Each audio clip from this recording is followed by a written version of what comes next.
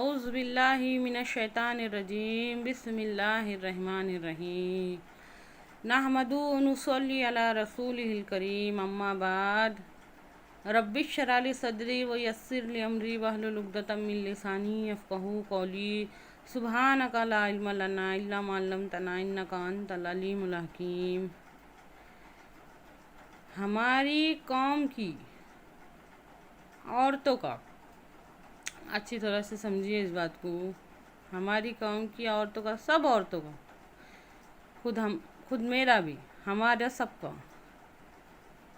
صبح سے لے کر شام تک، رات سونے تک، مقصد کیا ہے؟ کیا مقصد ہے؟ غور کر کے دیکھو اس بات کو، کیا مقصد ہے ہمارا؟ گول روٹی پکانا، نرم روٹی پکانا، اچھے سے اچھا کھانا پکانا، کسی نے ذرا سی تعریف کر دیا نا یہ چیز اچھی پکی، تو ہمارے 4-4 5-5 گھنٹے اس چیز کے پیچھے گزر جاتے، مطلب بن گیا نا وہ ہماری زندگی کا مقصد۔ یہ غلط نہیں ہے، بات کو اچھی طرح سے سمجھو، یہ بھی بہت ضروری ہے۔ عورت کی زندگی کا سب سے پہلی ذمہ داری گھر ہے، اس کا گھر، اس کے بچے، یہ غلط نہیں ہے۔ لیکن سوچ کے دیکھو، یہ ہم نے پورا مقصد بنا لیے، اس کے پیچھے 4 گھنٹے لگ رہے، 5 گھنٹے لگ رہے، دن بھر دماغ میں وہ یہ اچھا بنانے کا، وہ اچھا بنانے کا، یہ اچھا بنانے کا، بس کس نے بول ڈالنا یہ بریانی بہت اچھی بنی تھی، تو پھر بریانی کے پیچھے کئی گھنٹوں ہم گزار دیتے ہیں، ہے نا؟ ہماری قوم کے مردوں کا کیا مقصد ہے؟ پیسہ کمانا،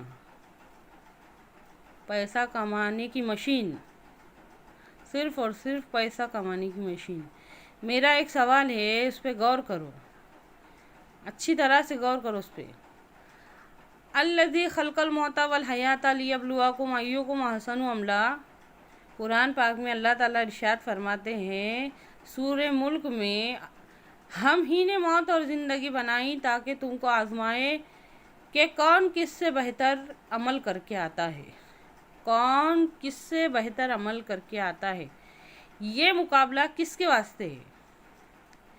یہ مقابلہ کس کے واسطے ہے؟ عورتوں نے اپنی زندگی کا الگ مقصد بنا ڈالے، مردوں نے اپنی زندگی کا الگ مقصد بنا ڈالے، تو پھر یہ مقابلہ کس کے واسطے ہے؟ قرآن پاک میں اللہ تعالیٰ فرماتے ہیں کہ تم وہ خیر امت ہو جو پیدا کیے گئے ہو لوگوں کی بھلائی کے واسطے، تم نیکیوں کا حکم دیتے ہو اور برائیوں سے روکتے ہو، تو پھر یہ مقصد کس کے واسطے ہے؟ غور کر کے دیکھو اچھی طرح سے۔ بہت کچھ ہے سمجھنے والوں کے واسطے، اور کچھ بھی نہیں ہے نہیں سمجھنے والوں کے واسطے۔ یہ مقصد جو اللہ تعالیٰ قرآن پاک میں فرما رہے ہیں، یہ کس کے واسطے؟ یہودیوں کے واسطے ہے، عیسائیوں کے واسطے ہے، غیر مسلموں کے واسطے ہے، ایمان نہیں لانے والوں کے واسطے ہے۔ کس کے واسطے ہے؟ ایمان والوں کے واسطے ہے کہ ایمان نہیں لانے والوں کے واسطے؟ اچھی طرح سے سمجھیے اس بات کو، تھوڑا سا اپنے قیمتی وقت میں سے وقت نکال کے اس بات میں غور کیجیے کہ ہم کو بھیجا کس لیے گیا ہے۔ اگر میں یہ کہوں نا، بار بار یہ کہوں زندگی کا مقصد، تو مقصد سمجھ میں نہیں آئے گا۔ بس صرف یہ سمجھو کہ پھر یہ مقصد کس کے واسطے ہے۔ اگر ہم اپنے آپ کو اس مقصد کے واسطے تیار نہیں کر رہے، تو پھر یہ جو فرما رہے اللہ تعالیٰ الذی خلق الموت والحیات لیبلوکم ایکم احسن عملا، یہ ہے کس کے واسطے؟ اللہ کے واسطے غور کرو۔ غزوہ تبوک کے موقع پر حضرت عمر رضی اللہ تعالیٰ عنہ، حضرت ابو بکر رضی اللہ تعالیٰ عنہ، حضرت عمر رضی اللہ عنہ، اب ہر بار ابو بکر رضی اللہ تعالیٰ عنہ میرے سے پہل کر جاتے، اس بار میں ان سے زیادہ دوں گا۔ یہ تھا مقابلے کو سمجھو۔ حالانکہ وہ دونوں ایک دوسرے کے دشمن نہیں تھے، نعوذ باللہ وہ دشمن نہیں تھے، پر نیکیوں میں سبقت لے جانے کے واسطے، نیکی کی طرف بڑھنے کے واسطے خواہش۔ مومن کا کام یہ ہے۔ آیا مسلم کا کیا مطلب ہے؟ ہمارے اندر یہ چاہت پیدا کرو، اللہ کے واسطے ہمارے اندر یہ چاہت پیدا کرو، نیکیوں کی طرف دوڑنے کی، بھاگنے کی چاہت پیدا کرو۔ اچھی طرح سے سمجھیے اس بات کو۔ اللہ تعالیٰ کہنے اور سننے سے زیادہ عمل کی توفیق دے۔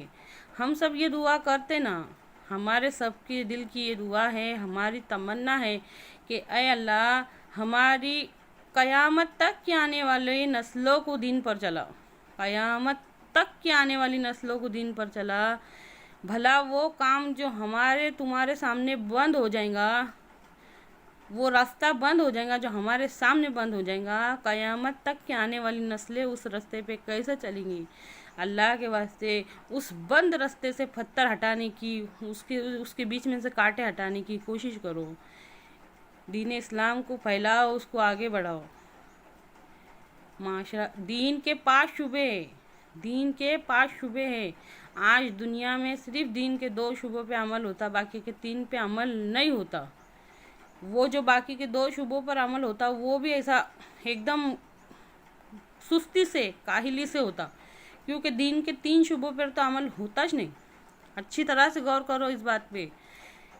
نہ معاملات نبی کریم صلی اللہ علیہ وسلم کے طریقے پر ہے، نہ معاشرات نبی کریم صلی اللہ علیہ وسلم کے طریقے پر ہے، اور نہ ہی اخلاق کا بہت بڑا رول ہے اسلام میں۔ اچھی طرح سے سمجھیے، ہمارے نبی صلی اللہ علیہ وسلم نے نبوت ملنے کے بعد جب اسلام بنانے کا تھا تو سب سے پہلے جمع کرے تھے، سب سے پہلے جمع کر کے جماعت بنائے تھے، ایک جگہ جمع کرے تھے۔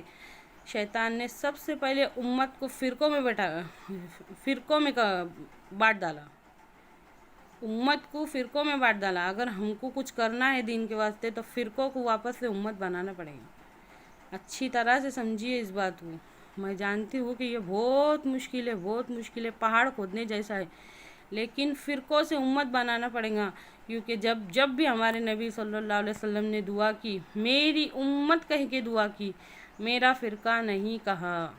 جب بھی ہمارے نبی صلی اللہ علیہ وسلم نے دعا کی، یا اللہ میری امت، یا اللہ میری امت، میرا فرقہ ایک بار بھی نہیں کہا۔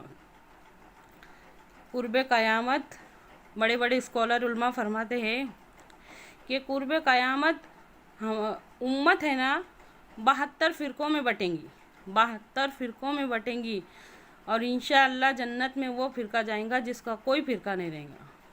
اپنے آپ کو فرقوں میں بانٹنا بند کرو۔ قرآن پاک میں اللہ تعالیٰ ارشاد فرماتے ہیں لا تفرقوا، آپس میں فرقوں میں نہ بٹو۔ یہ اللہ تعالیٰ کہنے سننے سے زیادہ عمل کی توفیق دے اور ہمارے کو دعاؤں میں یاد رکھو۔